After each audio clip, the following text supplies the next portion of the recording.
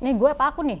Gue lo boleh. Asik tuh sejak ada game mobile masuk ke Indonesia, udah di situ tuh mulai naiknya tuh cepet banget. Bahkan kalau pro gamer yang nggak digaji itu sekarang udah ibaratnya haram hukumnya lah.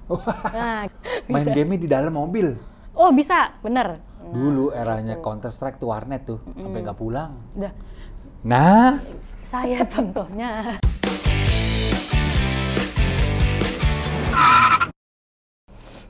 oke guys, kali ini bintang tamu kita cukup unik, yaitu seorang gamers kenamaan, namanya Audrey FF.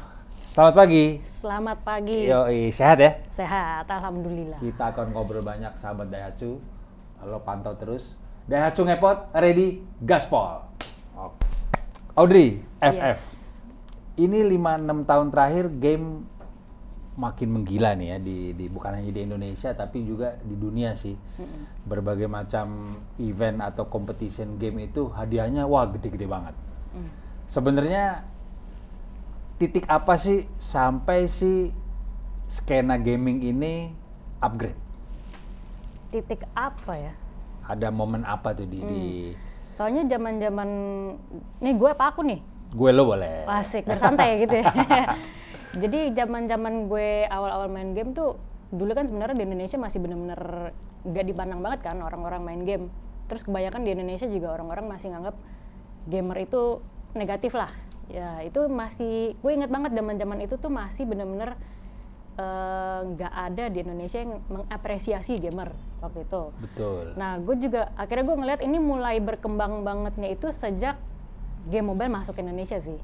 Game mobile ya? Game mobile itu sejak ada game mobile masuk ke Indonesia, udah di situ tuh mulai naiknya tuh cepet banget gitu.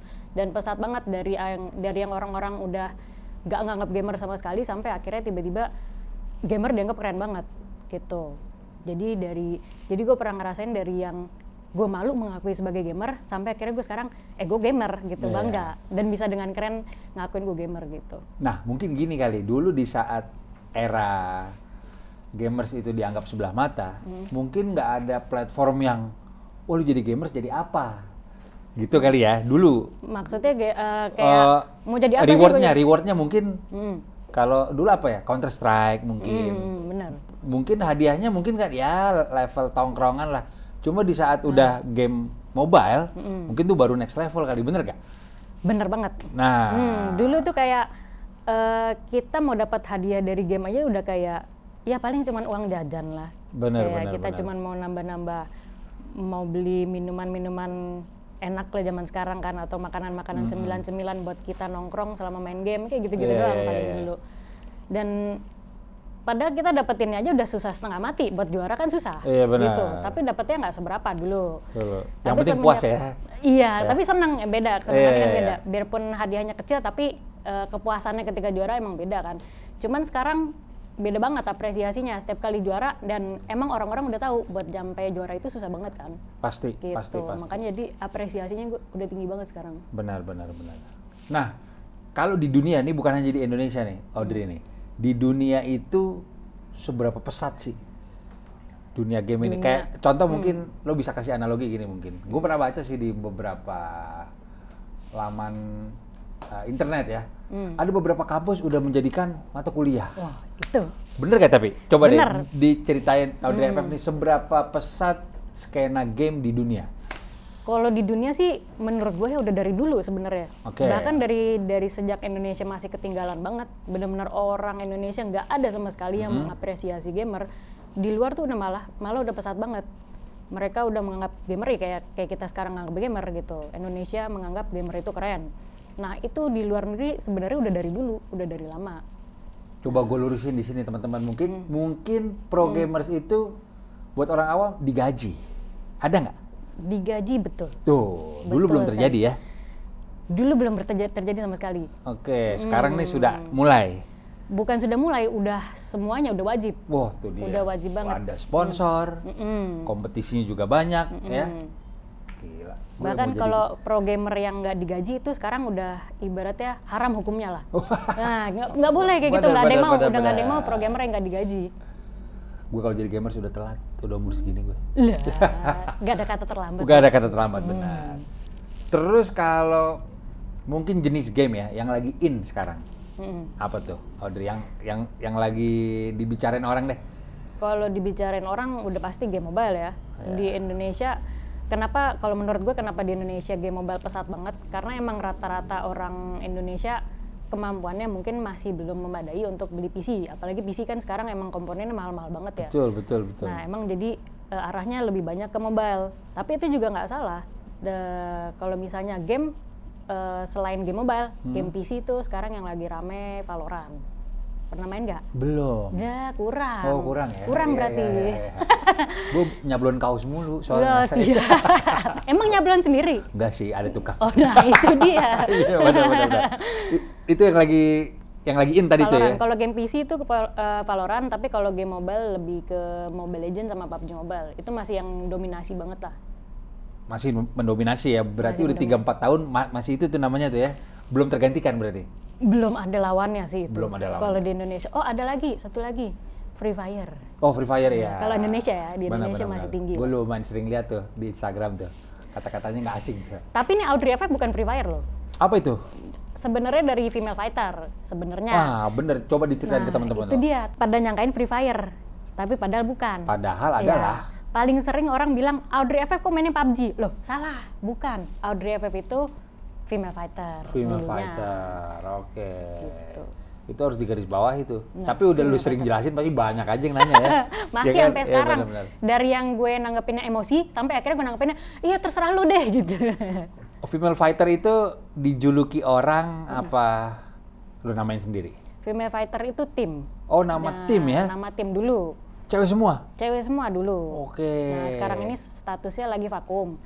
Cuman ini bajunya dipakai FF Gaming. Jadi FF Gaming. Cuman ini dulunya female fighter, tapi kan karena emang lama-lama gue ngerasa female fighter ini terlalu terkotak-kotakan ya. Jadi kayak cewek doang, jadi bisanya. Dan ya jadi terlalu terkotak-kotakan lah. Akhirnya makanya gue rubah ke FF Gaming. Jadi supaya bisa lebih luas juga kan lingkupnya gitu. Tuh, jadi yang salah persepsi FF itu apa? Ini udah dijelasin. Untuk keribuan kalinya.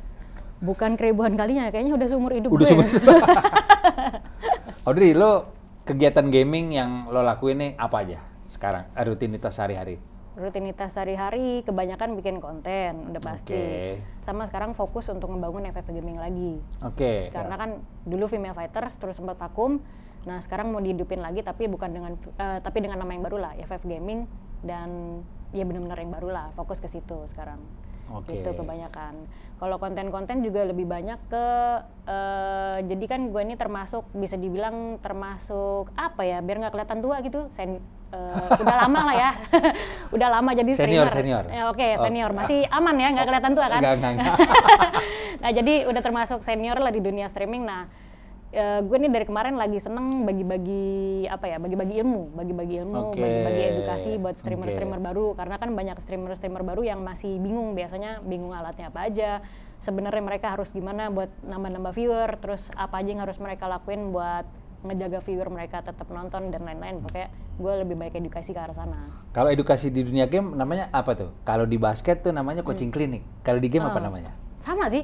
Coaching klinik ada, terus akademi kalau juga di ada. clothing workshop. Nah, kalau workshop bukannya tempat bikinnya gitu ya, pabrik. Tapi ada istilah kasih Workshop. pelatihan juga, iya. Oh, gitu. Makanya juga sempat gue marahin tuh, harusnya pabrik, salah lu. Udah gue tegur. Jadi coaching klinik kurang lebih sama juga sih, ya. coaching klinik, training, akademi ya kayak gitu-gitulah. Itu siapapun bisa ikut? Atau berbayar? Enggak sih, gue maunya nantinya gratis. Oh nantinya gratis. Wah, gila, gue ikutan kayaknya sih. Apa tuh? Itu kelas lo biar gue jago juga. Bah ya jangan. Kan Audrey, kita malu. Ini balik lagi ya, kita sedikit flashback ke belakang. Lo awalnya main game yang memang dianggap sebelah mata, terus hingga pelan-pelan upgrade sih skena game ini. Titik apa lo bisa akhirnya jatuh cinta sampai lo yakin bahwa ini kayaknya mata pencarian gue nih? Di perjalanan karir lo titik apa tuh? Titik apa ya? Ketika gue pertama kali dapetin sponsor. Ya, jadi kan dulu emang main game sebenarnya emang hobi aja dari kecil kan, emang seneng main game. Iya benar-benar awalnya dari situ aja. tiba-tiba ada satu sponsor mulai ngelirik kita. Mungkin karena kita cewek ya, apalagi waktu itu cewek gamer hampir bisa dibilang hampir nggak ada lah. Terus Cuma tim lu doang jangan-jangan tuh? Nah iya, memang Oke. waktu itu masih tim gue doang. Terus sponsor mulai ngelirik, akhirnya mereka narik kita. Terus baru di situ gue mulai ngerasa, oh kalau misalnya ada sponsor yang bisa sampai tertarik sama kita, berarti harusnya kita bisa dapetin lebih lagi dong gitu. Oke. Barulah di situ gue mulai cari-cari lagi lah, cari-cari sponsor lagi, ngaju-ngajuin proposal dan lain-lain gitu. Endorsement itu bisa dibilang datang dengan sendirinya sih. Iya, benar-benar. Saat itu anggota tim ada berapa? Belasan Anggota apa? tim enggak, kita cuman berlima waktu itu. Oh, cuma Bener-bener berlima? cuman berlima karena nyari cewek gamer susah banget. Susah. Banget susahnya, udah kayak nyari jodoh. Oh, udah nyari jodoh, benar. Tapi harus jago juga dong. Pasti. Harus jago juga. Karena kan gue tujuannya bikin tim cewek itu bukan buat Keren-kerenan. Bukan. Jadi gue bikin tim cewek, gue maunya yang jago. Kenapa? Karena gue pengen buktiin sama cowok-cowok yang dulunya suka ngeremehin kita nih. Nah, itu kita mau buktiin kita bisa ngalahin mereka gitu. Woy. Gimana tuh caranya? Lu gimana caranya? Lah ayo langsung kita buy one apa? Oh iya. Oke. Audrey, ini kita 2 tahun terakhir pandemi, ya. Gue tahu sih kasat mata justru dunia game pasti makin gila ya, secara orang di rumah dan lain-lain. Betul. Tapi coba, menurut kacamata lo, di masa pandemi ini pergerakan apa aja yang udah terjadi di skena gaming? Kalau pergerakan, gue bisa bilang iya sih. Maksudnya kayak hampir nggak mempengaruhi dunia game. Karena kan memang kebanyakan dunia game itu online. Betul. Iya kan? Terus dalam hal lain-lain kebanyakan gamer-gamer penghasilannya sebagian besar itu dari dunia live streaming. Betul. Online juga dong, masih aman. Termasuk lo. Iya, betul. Itu dia. Tapi tetap ada pengaruhnya sih, bukan berarti sepenuhnya 100% nggak terpengaruh, masih tetap ada pengaruhnya. Kayak misalnya event-event besar, kita turnamen-turnamen besar yang biasa kita bisa rame-rame nonton, segala macam nggak mungkin Itu nggak kan. bisa, ya.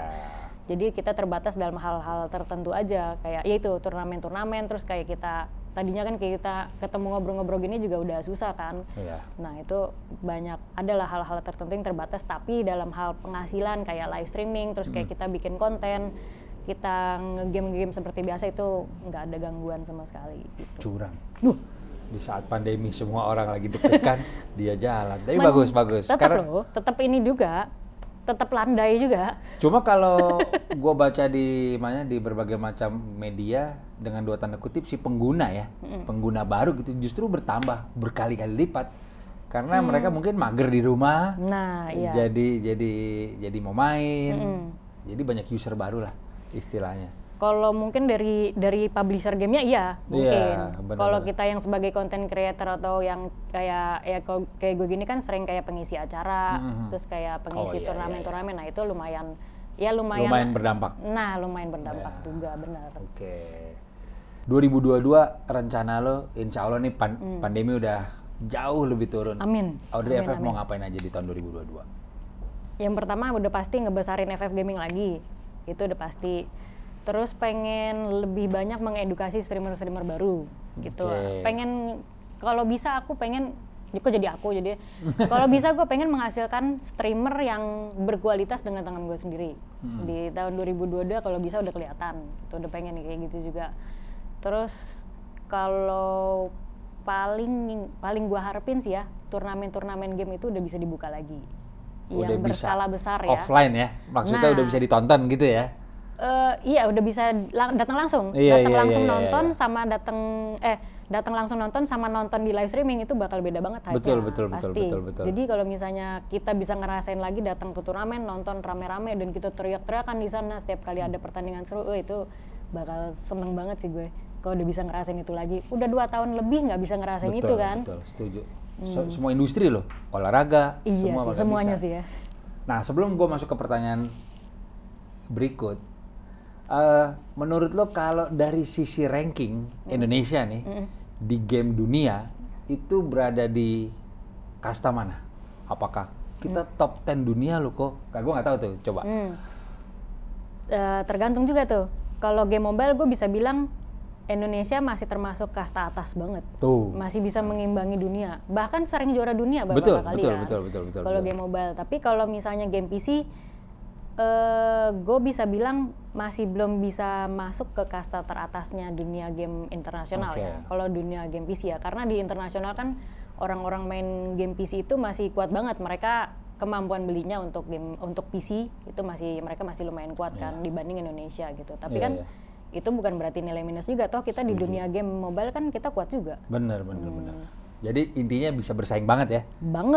Bisa banget dan bisa menghasilkan banget. Betul. Sekarang juga berbagai macam event olahraga nasional udah mulai ada. Kemarin PON, yes, bener. Ada e-sport dan lain-lain. Sampai mungkin ke Olimpik nanti. Amin. Nah, sekarang kita masuk ke topik berikut. Game itu udah pasti nggak bisa lepas dari teknologi, ya kan? Bener. Nah, apakah lu juga memperhatikan dunia otomotif? Perhatiinnya di dalam game sih. Main game Need for Speed kayak gitu. Gitu, GTA. Iya, betul. Turun dari mobil gebukin orang gitu kan. Jadi pokoknya kalau dari sisi game yang ada mobilnya lo hafal aja ya? Iya, betul. Kalau yang ada mobilnya di dalam game. Kalau gue GTA gue nggak pasti suka sih gue. Kenapa? GTA karena street, bandel. Oh, siap. Bener. Pasti lo suka mukulin orang juga kan? Enggak. Oh, enggak? Gue boneka. Lo kenapa emang? Karena kan benda mati. Kalau mukul orang dihukum nanti. Supaya nggak panjang. Iya. Nah, pernah main game yang berhubungan dengan otomotif nggak, Audrey? Tadi yang lo sebut, ada lagi nggak yang lain? Yang lain-lain, Gran Turismo. Ya, kayak Gran Turismo. Crash Bandicoot. Zaman dulu tuh. Crash Bandicoot. Tapi bener kan, mobil-mobil balap-balap ada lah ya hubungannya. Bisa kan? Bisa. Yang paling keren menurut lo? Paling keren? Need for Speed tetap. Sampai ada filmnya? Iya, itu. Bener, Need for Speed. Oke. Need for Speed karena balap-balapan. Grand Theft Auto enggak? Biasa aja ya? Iya.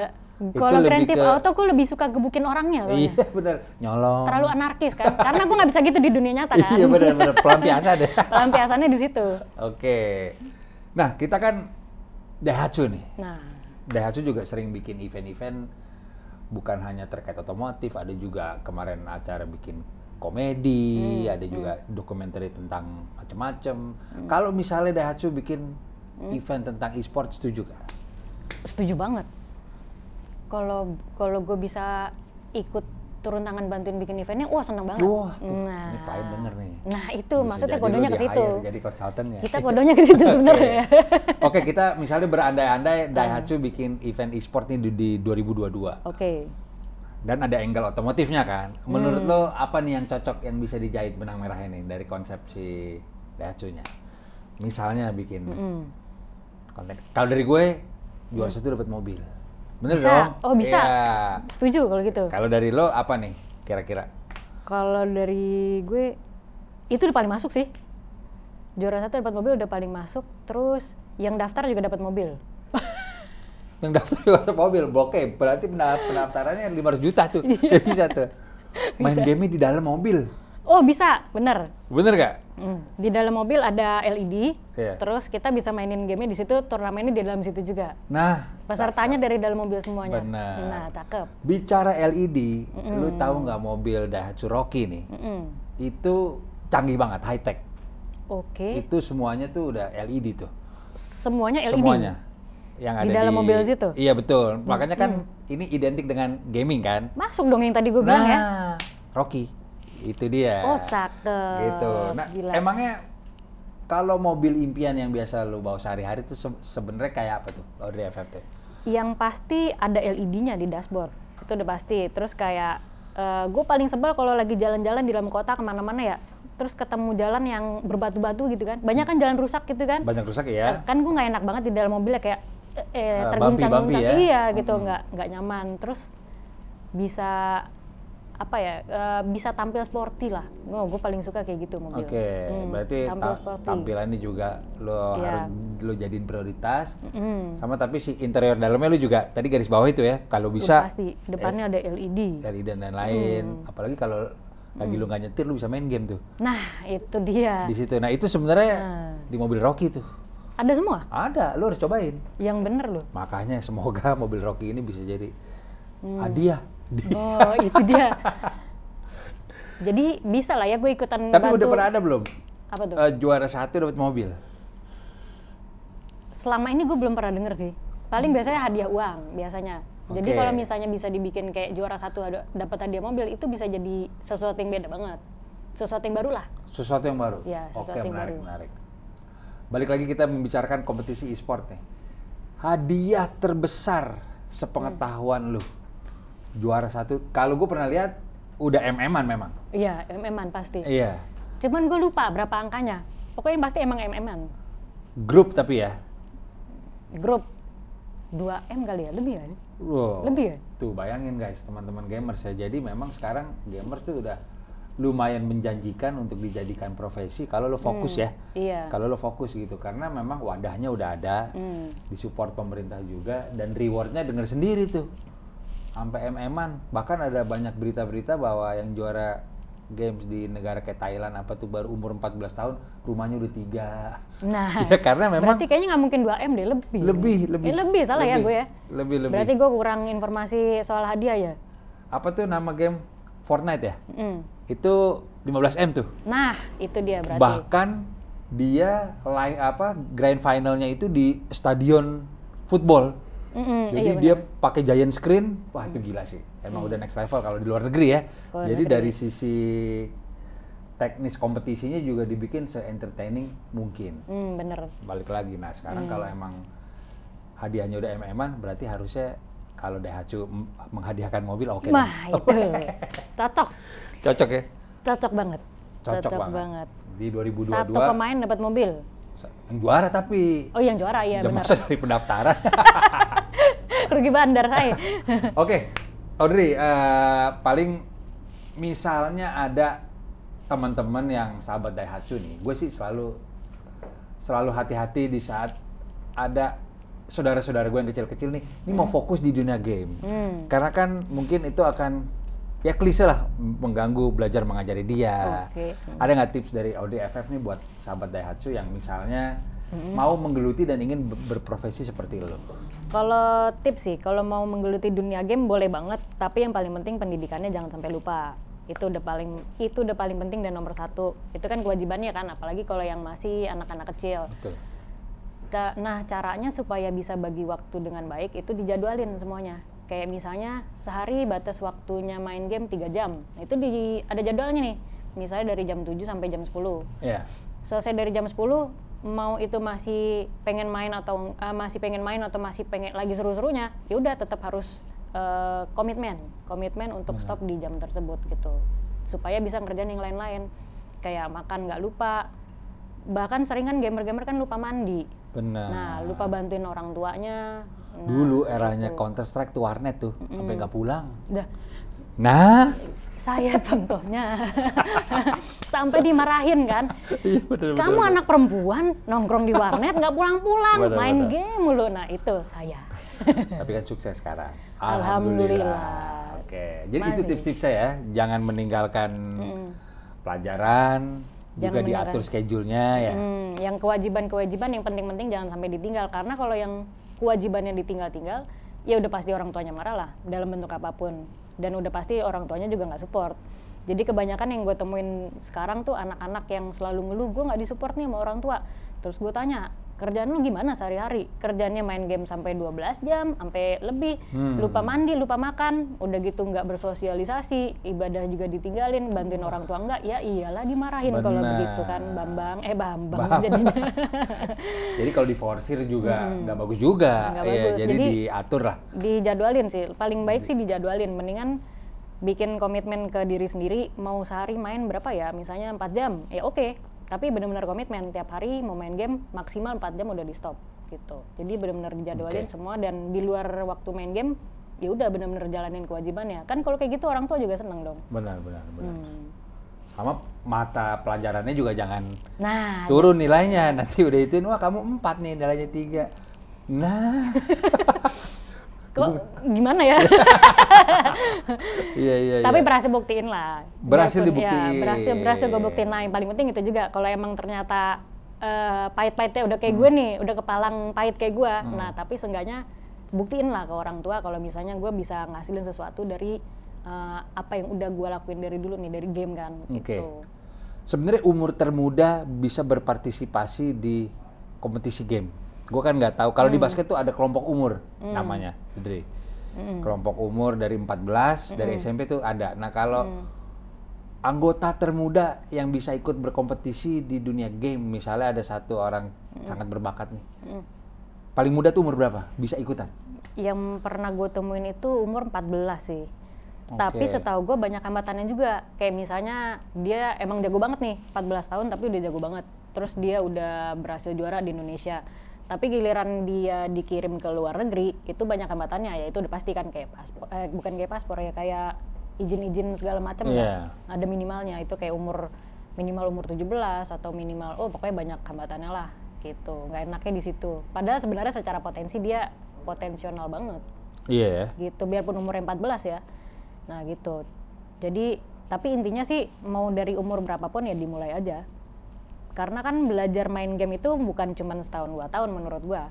Justru dimulai dari kita terbiasa main game dari kecil. Kayak gue nih kebiasa main game dari kecil sampai akhirnya gue ngerti cara main game gimana, caranya jago main game gimana, kayak gitu-gitu. Itu mesti dimulai dari sedini mungkin. Sedini mungkin. Nah mungkin kalau ada teman-teman yang tertarik untuk berkecimpung lebih dalam, itu sebenarnya ada klubnya atau gimana sih?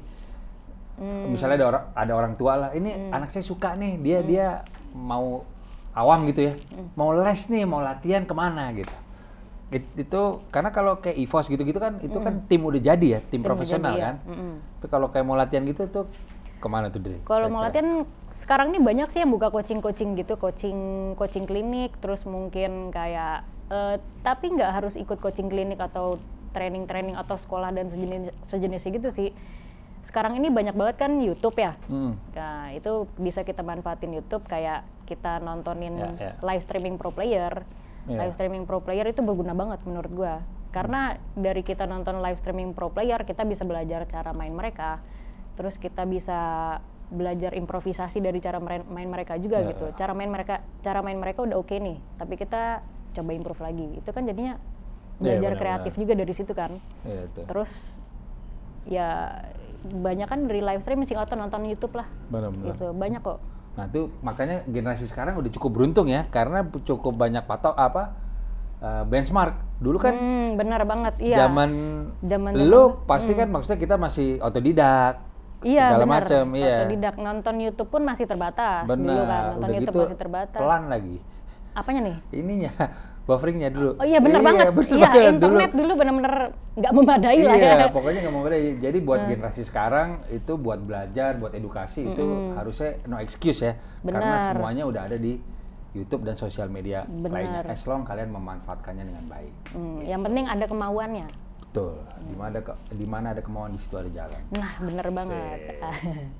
Guys, tadi lu dengar sendiri gimana Audrey FF ini memulai karirnya sebagai gamers. Dimulai dari dia main game iseng-iseng dipandang sebelah mata sampai menjadi profesi dan membentuk menjadi dia seperti sekarang. Gokil. Nah, lu juga bisa follow Instagramnya dia. Mungkin kalau mau nanya-nanya bisa DM, bisa komen di bawah. Betul. Karena untuk kedepannya Audrey FF akan banyak edukasi juga ya.